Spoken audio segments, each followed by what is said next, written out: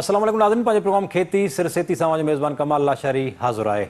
नाज़रीन, हिन वक़्तु जेका मुल्की सूरत हाल आहे उन खां पोइ ज़राअत जी जेका सूरत हाल आहे उहा बि का ख़ातिर ख़्वाह कोन्हे का। कणिक जो फ़सुलु जेको लही चुको आहे ऐं कणिक जे फ़सुलु लहण सां गॾु जेका उपत आहे फ़ी एकड़ जी उहा जीअं अॻु में ई असां खोड़ भेरा जेका असांजा आबादगार अॻवान जेके आहिनि दाऊं करे चुका त जेका पाणी जी शदीद खोट ऐं उन सां गॾोगॾु भाण जे महांगे ऐं अणलभ थियण करे जेका कणिक जी उपत आहे उहा पूरी न थींदी, टारगेट हासिलु न थींदो ऐं उहो ई थी रहियो आहे। हिन वक़्तु कणिक जिथे किथे जेका फ़ी एकड़ पैदावार आहे उहा तमामु घटि आहे ऐं जेको अघु मुक़ररु कयो वियो हुकूमत पारां ओपन मार्केट में अघु उनखे क्रॉस करे पियो। उनजे करे ख़ुदि हुकूमत जे लाइ इहो माना लम्हे फ़िक्र थींदो त हू पंहिंजो टारगेट कीअं हासिलु थींदी। इन ते ॻाल्हि ॿोल कंदासीं। उन सां गॾोगॾु आबादगार ॿाहिरनि मालवंदनि लाइ इहा बि ख़ुशख़बरी आहे त सिंध हुकूमत पारां जेके लंपी स्किन डिज़ीज़ जे हवाले सां जेका वैक्सीन आहे उहा पहुची चुकी आहे ऐं उनजो इफ़्तिताह जेको आहे सो केटिल कॉलोनी में बेंस कॉलोनी में अॼु कयो वेंदो। सूबाई वज़ीर पारां प्रेस कॉन्फ्रेंस में इहो ॿुधायो वियो आहे त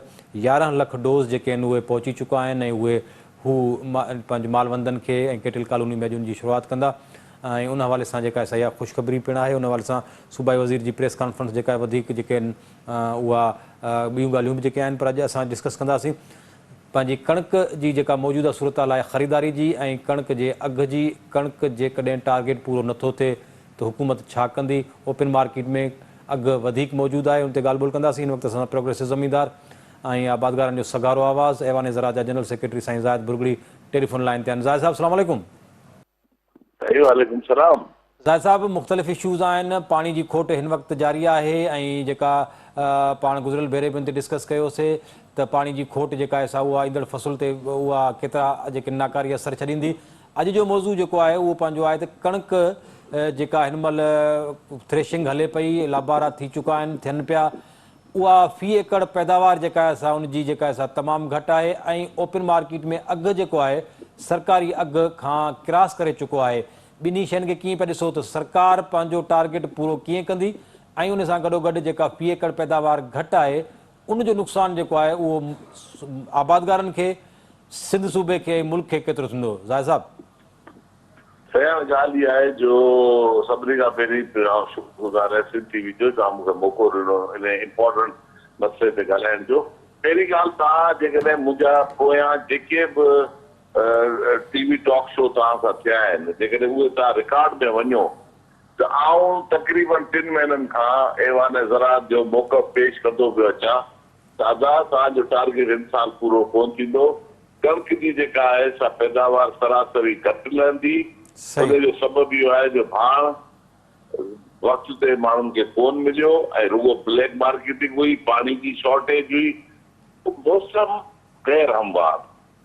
मौसम इहे माना हिन दफ़ा मूं पंहिंजी ज़िंदगी में कॾहिं बि फेब्रुअरी में लाबारो कोन ॾिठो पंहिंजी बनी में। हीउ पहिरियों वारो आहे जो मुंहिंजी बनी में फेब्रुअरी में लाबारो पइजी वियो। मौसम गरम थी वियो ऐं हाणे पोज़ीशन इहा आहे जो असां ऐवान ज़राअत वारा रड़ियूं कंदा रहियासीं सिंध गवर्नमेंट खां त बाबा घटि में घटि इमदादी अघु 2500 रुपया मण मुक़ररु कयो त तव्हांजो टारगेट पूरो थींदो। 2200 में टारगेट कोन थींदो त इंटरनेशनल मार्केट में प्राइज़ ॾिसो। यूक्रेन रशिया जी वार जे करे दुनिया में वॾे वॾो वीट प्रोड्यूसिंग कंट्री आहे रशिया ऐं यूक्रेन। सही, उते जंग जे करे इंटरनेशनल मार्केट में तमामु घणियूं कणिक जूं प्राइज़िस आहिनि जेका पाकिस्तानी में तक़रीबन 240 रुपया मण पई पवे।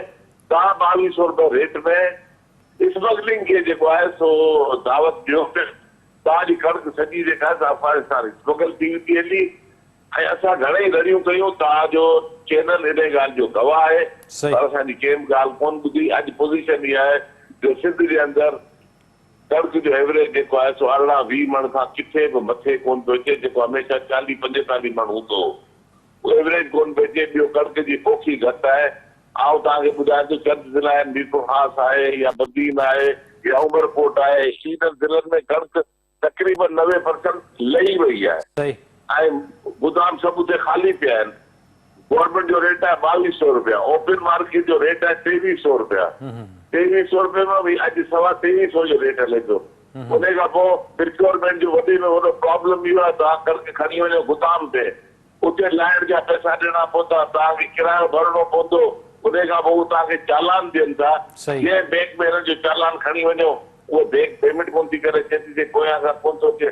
मूं जहिड़े माण्हू जो चालान जेको आहे 15 ॾींहंनि खां रुले पियो, सही। वरी कल्ह मूंखे पैसा मिलिया ऐं ओपन मार्केट में पैसा सूरत में हिननि जो ओपन मार्केट में पैसा जेके आहिनि उहे तव्हांखे उतां धिके ताईं माल खणंदा। ते मूंखे तक़रीबन जेको आहे त मूं चालान जमा करायो, मूंखे 10 ॾींहंनि खां पोइ पैसा मिलिया आहिनि। सही। हाणे सुबुह शाम दौड़ण खां पोइ 10 ॾींहंनि खां पोइ पैसा मिलिया। हिकिड़ो हिननि जो जेको आहे ट्रांसपेरेंट सिस्टम कोन्हे।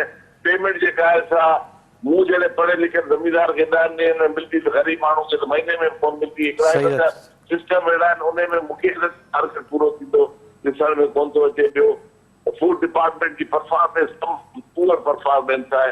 आबादगारनि सां हुननि जो को बि राब्तो कोन्हे ऐं हुनजी पेमेंट्स में जेकॾहिं प्रॉब्लम थिए थी, ही का बि मदद करण लाइ तयारु कोन्हनि। मूंखे लॻे थो टारगेट पूरो कोन थींदो। टारगेट पूरो न थींदो त सिंध हुकूमत या खुराक खातो उहो कीअं उनखे पूरो कंदो? असां वटि गुज़िरियल प्रैक्टिस बि साम्हूं आहे त हू मुख़्तलिफ़ गुदामनि ते, घरनि ते, उन्हनि ते सभिनी ते छापा लॻाया। हू कीअं पिया ॾिसो हुनखे कीअं पूरो कंदा? सही ॻाल्हि इहा आहे जो छापा हणी ऐं कणिक वठणु इहो को सुठो सोण कोन्हे, या इन ॻाल्हि खे को माण्हू घणो एप्रिशिएट कोन कंदा। इन लाइ बहितर इहो आहे जो छापा हणी या ज़ोरी ज़बरदस्ती कणिक वठण खां बहितर इहो जो गवर्नमेंट खे रीज़नेबल प्राइसिस ॾियणु खपनि ऐं ॿियो पेमेंट जे सिस्टम खे जेको आहे त उहो बहितर ठाहिणु खपे। एतिरे क़दुरु जेकॾहिं नंढो को गिरोवर आहे त उन वटि उन लाइ कैश पेमेंट जो सिस्टम हुअणु खपे मर्कज़नि ते या बैंक में थोरी तौर ते उनखे पैसा मिली वञनि। हाणे जेके ओपन मार्केट वारा कणिक खणनि था कलाक जे अंदरि तव्हांखे हुते तॾहिं ते पेमेंट करे था छॾनि। हिनजी पेमेंट जो प्रॉब्लम आहे। घणियूं शयूं आहिनि। आउं सम्झां थो सिर्फ़ु गवर्नमेंट जो टारगेट पूरो कोन थींदो ऐं पोइ हिननि खे वरी इंपोर्ट करणी पवंदी ऐं इंपोर्ट ते हिननि जो गुज़ारो हूंदो। इंपोर्ट ते जेका सब्सिडी आहे उहा इंपोर्ट ते सब्सिडी उहा पंहिंजे हारनि खे न ॾिबी ऐं इंपोर्ट ते उहा हद खां वधीक हिकु अधु माण्हू खे ॾेई छॾिबी। उहो सिस्टम कोन्हे। 4200 रुपया ॿाहिरि जे गिरोवर खे ॾींदा, पंहिंजे गिरोवर खे कोन ॾींदा।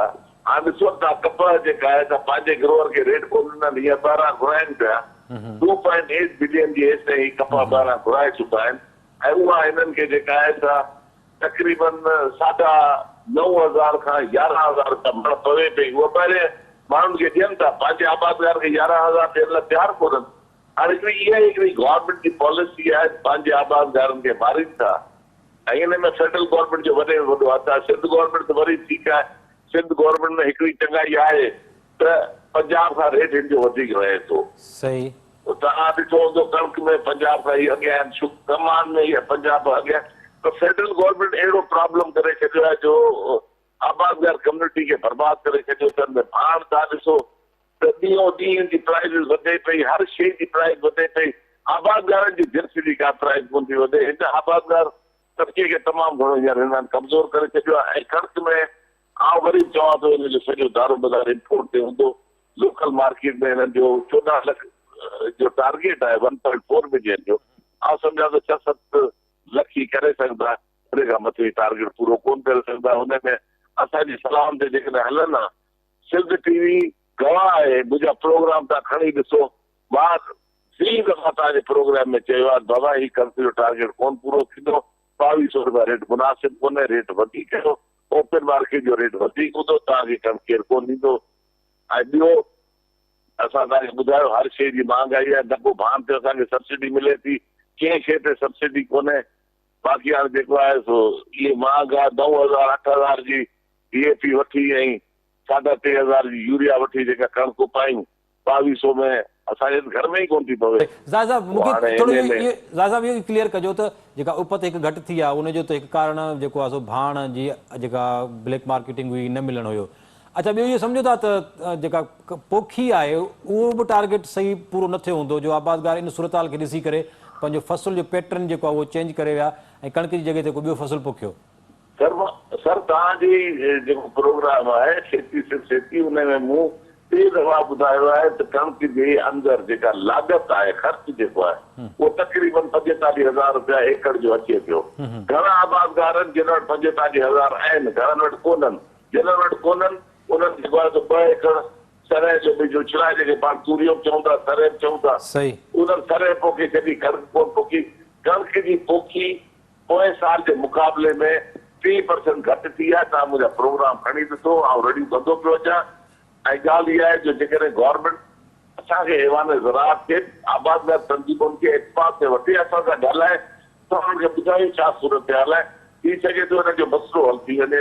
हाणे चाहे जो ही कंहिंखां सलाह हिननि कोन वरिती। हाणे हिन वक़्तु जेको आहे तो आउं तव्हांखे ॿुधायां त अटो जेको आहे मूं तव्हांखे ई रिकॉर्ड ते आहे मुंहिंजी ॻाल्हि त 100 रुपया किलो विकामंदो। मां तव्हांजे प्रोग्राम में चयो अॼु हुन ॻाल्हि ते बीठो आहियां, ईअं थींदो। सही। अच्छा, छा सम्झो था जेकॾहिं अञा त ही पोखी जेका 30% घटि टारगेट अञा ही हासिल कोन कंदा, जॾहिं लाबारा पूरा थी वेंदा, ख़रीदारी ख़तमु थी वेंदी, ओॾी महिल पोइ हे कीअं कंदा? ऐं उन खां पोइ जेकॾहिं कणिक वरी यूरिया भाड़ वांगुरु हितां निकिरी थी वञे त पोइ सूरत हाल जेका आहे उहा केतिरनि महीननि खां पोइ इहा जेका असां काबू मां निकिरी वेंदी सरकार सॻोरी खां? साईं मुंहिंजा कणिक जेका आहे न, आउं तव्हांखे अॼु ॿुधायां पियो, फूड डिपार्टमेंट वारा नोट कनि मुंहिंजी ॻाल्हि। थर जेको आहे न, इस्लाम कोट, नगर पार्कर, चेलार, इन्हनि थर जे डेज़र्ट्स में कणिक स्टॉक थिए पई। हिकिड़ी ॻाल्हि। ॿी ॻाल्हि जेका आहे सा कणिक जेका आहे उहा वञे पई लसमेला जे रस्ते कराची खां, इहा सिंधी बलूचिस्तान खां थींदी अफगानिस्तान वञे पई। तव्हांजी जेका आहे कणिक हिन टाइम ते होर्डिंग में, जेके होर्डिंग चवंदा आहिनि ज़ख़ीरा अंदोज़ी, तक़रीबन ओपन मार्केट जी सॼी कणिक ज़ख़ीरा अंदोज़ी थिए पई। ऐं अॼु ॾींहुं ओपन मार्केट जेका आहे उन में वरी 25 रुपया रेट वधियो आहे ओपन मार्केट में। आउं सम्झां थो त कणिक जेका आहे सा ज़ख़ीरा अंदोज़नि जे हथ में चढ़ी वई आहे। ऐं गवर्नमेंट जेका आहे थर जे रेगिस्ताननि में किथे कणिक ॻोल्हींदी वरितंदी, ही वरितंदी। शहरनि में हेॾा होॾा छापा त कणिक बि निकिरी वई रेगिस्ताननि में, अफगानिस्तान में। इहा असांजी असर सूरत हाल आहे। ऐं वरी चवां थो गवर्नमेंट जेसि ताईं प्रैक्टिकल शयूं न कंदी, मतिलबु जेकी शइ ग्राउंड रियलिटी आहे, जेकी ज़मीनी हक़ाइक़ आहिनि, उन ते जेसिताईं असां वर्कआउट कोन कंदासीं, जेसिताईं ज़मीनी हक़ाइक़ खे कोन मञंदासीं, तेसिताईं मसइले जो हल कोन थींदो। जेकॾहिं एयर कंडीशन कमरनि में वेही रुगो फ़ैसिला कंदासीं, आबादगार तंज़ीमुनि खे इत्तेफ़ाक़ में कोन वठंदासीं, कोशिशि कंदा अहिड़ा फ़ैसिला थींदा, पोइ हुननि जो रिज़ल्ट इहो ईंदो। तव्हां मूंखे ॿुधायो, मूं जेकी ॻाल्हियूं कयूं 4 महीना पहिरीं तव्हांजे प्रोग्राम में, छा उहे ॻाल्हियूं अॼु सच साबित थियूं या कोन थियूं? बिल्कुलु ज़ाहिर साहिब, 100% सच थियूं। पहिरां इहा ॻाल्हि आहे जेकॾहिं असांजूं ॻाल्हियूं न ॿुधियूं वयूं, ऐवान ज़राअत सिंध में वॾे में वॾी आबादगारनि जी तंज़ीम आहे, उन्हनि खे असांखे इत्तेफ़ाक़ में कोन वरितनि, असांजी कंहिं ॻाल्हि ई कोन ॿुधी। असां रुगो मुख़्तलिफ़ चैनल ते रड़ियूं कंदा रहिजी वियासीं। उर्दू चैनल ते, सिंधी चैनल ते असां घणेई ॻाल्हायोसीं, रड़ियूं कयूंसीं, असांजी कंहिं ॿुधी कोन। हाणे छा करे थो ॿुधायो? वॾी महिरबानी ज़ाहिर साहिब, वॾी महिरबानी अव्हांजी। अव्हां हिन आम इशू ते जेको आहे सो ॻाल्हि ॿोल कई, ऐं केतिरा ई भेरा सिंध टीवी जो जेको ज़रई प्रोग्राम आहे हिन में असां कोशिशि कंदा आहियूं त आबादगारनि जा मसइला जेके आहिनि उहे आला ऐवाननि ताईं पहुचनि, छो त सिंध जी ऐं मुल्क जी जेका मईशत आहे उहा ज़राअत ते ई डिपेंड करे थी। पर वफ़ाक़ तोड़े सिंध हुकूमत जेका आहे उहा सिंध जी ज़राअत खे या मुल्क जी जेका ज़राअत आहे उन तरफ़ पॉलिसियूं जेके अहिड़ियूं उन्हनि खे हू जेके आहिनि ज़राअत खे जेको आहे हिकिड़ो को इज़ाफ़ी या बोझ जेको आहे उहो सम्झनि पिया। ऐं सब्सिडी जेका आहे हारियुनि आबादगारनि बजाए वापारियुनि ताईं जेका आहे उहा सब्सिडी ॾिनी थी वञे, जेका उहो चंद वापारी आहिनि उन्हनि खे मिले थी। पर सिंध जो जेको ज़मीनदार आहे, मुल्क जो जेको ज़मीनदार आहे, आबादगार आहे, हारी आहे, उनखे उहा सब्सिडी नथी मिले, जंहिंजे करे हीअ सूरत हाल आहे त कणिक जी जेका अॼु सूरत हाल आहे उहा ईंदड़ 2-3 महीननि में ॿियो नओं बहिरान जेको आहे उहो पैदा थींदो। कणिक जी पोखी जेका आहे सा ज़ाहिद भुरगड़ी मूजिबि त 30% घटि थी आहे। यकीनन आहे जेको टारगेट आहे ख़रीदारी जो उहो बि घटि थींदो। ऐं ओपन मार्केट में क़ीमत वधीक आहे त उहा ख़रीदारी जेका आहे सा वधीक थिए पई। उहा सॼी ओपन मार्केट वारी कणिक जेका आहे उहा ख़रीद करे ज़ख़ीरो कयो वेंदो ऐं उहो ज़ख़ीरो पंहिंजे मर्ज़ी मुताबिक़, पंहिंजे मर्ज़ी जे अघु मुताबिक़ जेको आहे उहो मार्केट में आंदो वेंदो। या त उहो बलूचिस्तान जे रस्ते अफ़गानिस्तान निकिरी चुको हूंदो या पंहिंजे मर्ज़ी जा अघु जेको आहे उहो मुक़ररु थींदा।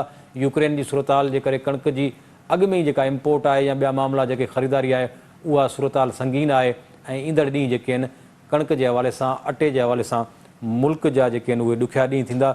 असां पंहिंजे प्रोग्राम में केतिरा ई भेरा ई प्रोग्रेसिव ज़मीनदार चई चुका आहिनि त इन तरफ़ ध्यानु ॾिनो वञे। इन त फूड सिक्योरिटी जो वॾो मसइलो जेको आहे उहो पाकिस्तान जे लाइ, सिंध जे लाइ थिए। सिंध इंतिहाई हिन महिल सूरत हाल जेका आहे ज़राअत जे हवाले सां गंभीर सूरत हाल आहे। ब्रेक जो वक़्तु थियो आहे, वापसि अची ॻाल्हि ॿोल कंदासीं त टंडोजाम ज़रई यूनिवर्सिटी में जेका आलमी कॉन्फ्रेंस थी प्लांट प्रोटेक्शन ऐं उन्हनि पंहिंजा जेके आहिनि से मुख़्तलिफ़ सिफ़ारिशूं जेके उन्हनि ॾिनियूं आहिनि उन आलमी कॉन्फ्रेंस में छा थियो, कहिड़ियुनि ॻाल्हियुनि ते गौर कयो वियो, कहिड़ियूं सिफ़ारिशूं कयूं वियूं, उन ते ॻाल्हि ॿोल कंदासीं। वठूं था नंढड़ी ब्रेक।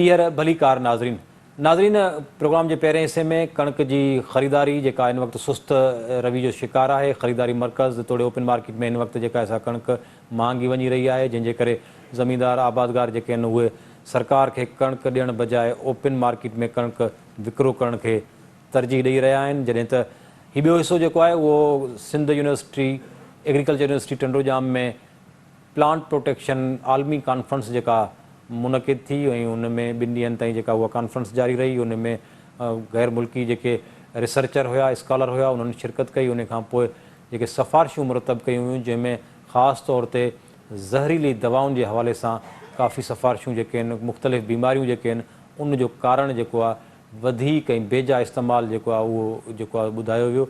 ऐं उन हवाले सां जेके शरीक कॉन्फ्रेंस में हुआ उन सां ॻाल्हि ॿोल कई आहे सिंध टीवी न्यूज़ टंडोजाम जे रिपोर्टर औरंगज़ेब भुट्ट। ऐं उन्हनि जी जेका ॻाल्हि ॿोल आहे, जेका शिरकत थी आहे, उन बाबति औरंगज़ेब जेका ॻाल्हि ॿोल कई आहे। अचो त उन शरीक जेका कॉन्फ्रेंस में रिसर्चर हुआ, शागिर्द हुआ, तो वाइस चांसलर, उन सभिनी जूं ॻाल्हियूं ॿुधूं त उन्हनि जो इन कॉन्फ्रेंस बाबति छा चवणु आहे। मुझे ख्याल में तो ॾाढो सुठी माना कॉन्फ्रेंस है, जैमें नॉलेज भी असांखे मिली है। उनके अलावा न्यू साइंटिस्ट उन्हनि जी न्यू इनोवेशन्स असांखे इंट्रोड्यूस थियूं आहिनि। उनके अलावा जेके माना फार्मर्स कम्युनिटी है उन्हनि जो भी पार्टिसिपेशन हो, छो त हिते एग्ज़िबिशन हुयो। न्यू दवाऊं या जेके भी असांजा माना न्यू रिसर्चेस आहिनि उन्हनि खे इंट्रोड्यूस कराया विया। वैल्यूबल माना मूंखे लॻी आहे त कॉन्फ्रेंस वैल्यूबल आहे। इन में इहो फ़ाइदो आहे त माना माण्हुनि जी अट्रैक्शन थींदी त न्यू टेक्नोलॉजीज़ कीअं अडॉप्ट कजनि, उन्हनि जा छा मेथड्स आहिनि। उनके अलावा उन्हनि खे इहा नॉलेज मिली आहे त जेके असां पुराणे टेक्निक्स इस्तेमालु कयूं था उन्हनि में हिननि में कहिड़ो फ़ाइदो आहे। ऐं उनखां अलावा हिते माना माण्हुनि जी जॾहिं खां असांजो लाड़ो थियो आहे या इंटरनेशनल साइंटिस्ट आया आहिनि, उन्हनि जूं बि जेके न्यू इनोवेशन्स आहिनि उहे बि असां लर्न कयूं आहिनि त जीअं असां पंहिंजी जेकी बि रिसर्च आहे उन में इम्प्रूवमेंट आणियूं। ज़रई यूनिवर्सिटी में ही पीटी प्लांट प्रोटेक्शन जी फर्स्ट इंटरनेशनल कॉन्फ्रेंस थी।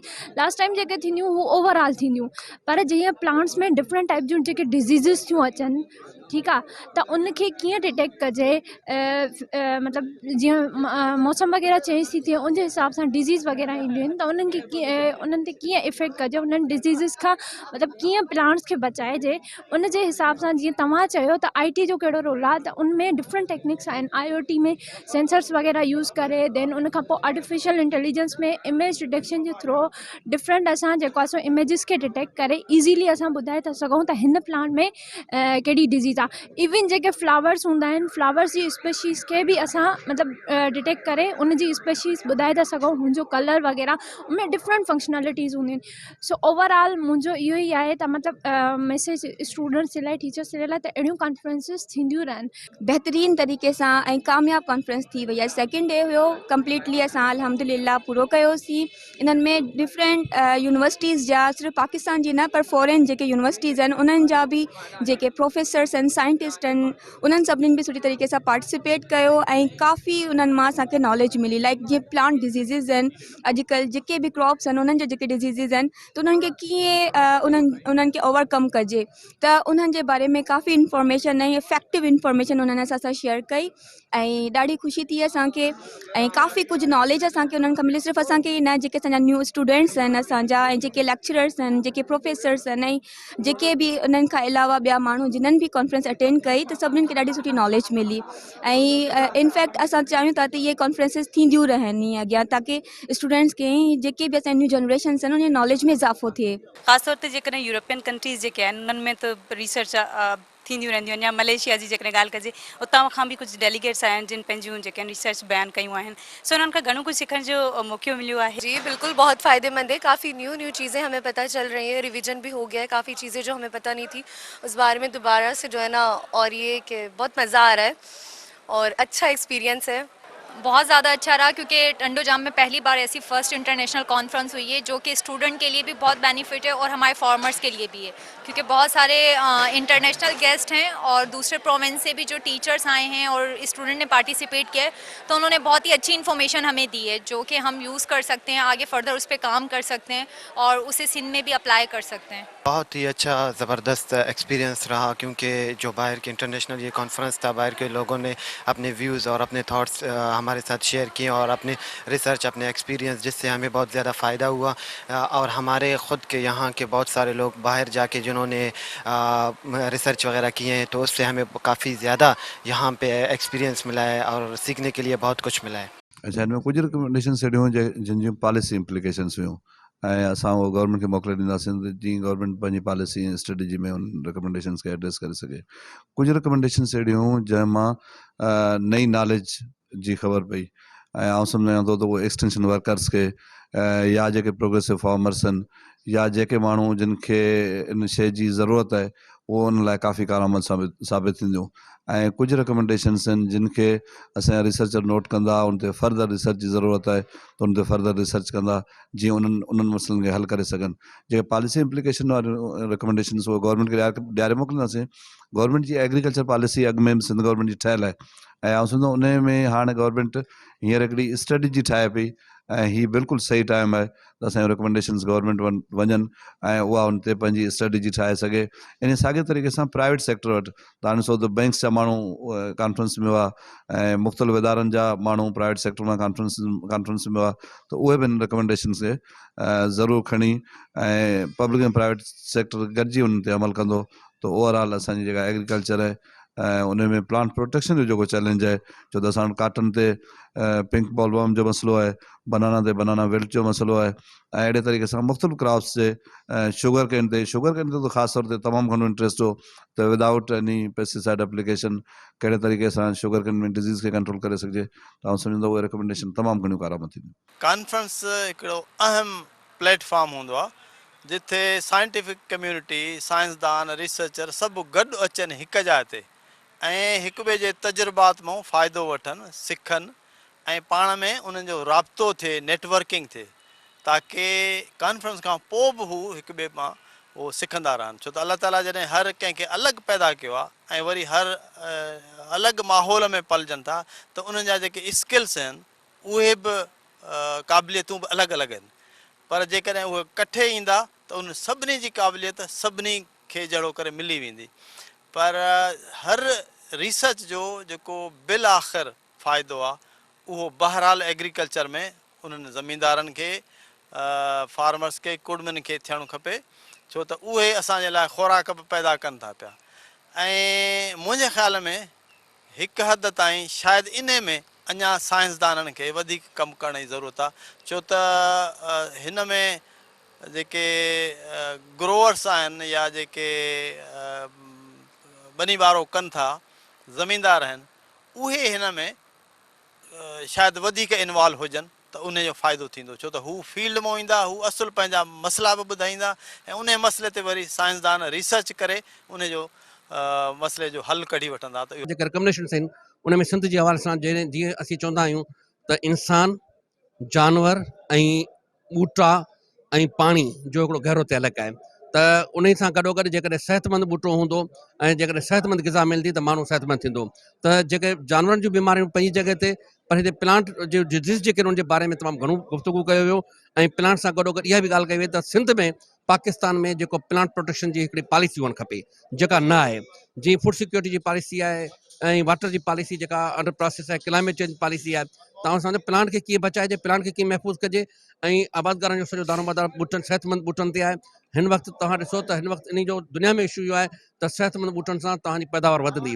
हिकिड़ो त इहो फ़ाइदो थींदो जो प्लांट प्रोटेक्शन जी पॉलिसी ईंदी। ॿियो ॿाहिरि मुल्कनि मां जेको असां प्लांट अचनि था, जेके कैरी ऑन करे खणी था अचनि, जेके त उन लाइ हिते प्लांट प्रोटेक्शन जे हवाले सां के मेयर्स वरिता वञनि, बायोसेफ्टी रूल्स आहिनि ऐं साइको फैक्ट्री जेके मेयर्स आहिनि उन्हनि खे जेको एडॉप्ट कयो वञे। ऐं सम्झां थो त जेके हीअ रिकमेंडेशन्स आहिनि उनजो एक्शन प्लान ठहिणु खपे ऐं सिंध जी ज़रायत ऐं पाकिस्तानी ज़रायत में वॾो इनकलाब अची सघे थो। असांजी जेका अॼु जी कॉन्फ्रेंस ऑर्गेनाइज़ थी आहे international conference plant protection sciences ते, त ज़ाहिरी ॻाल्हि आहे असांजी जेका फूड जी नीड बेसिक नीड आहे असांजो प्लांट आहे, जेके एनिमल्स बि खाइनि था, जेके इंसान बि खाइनि था।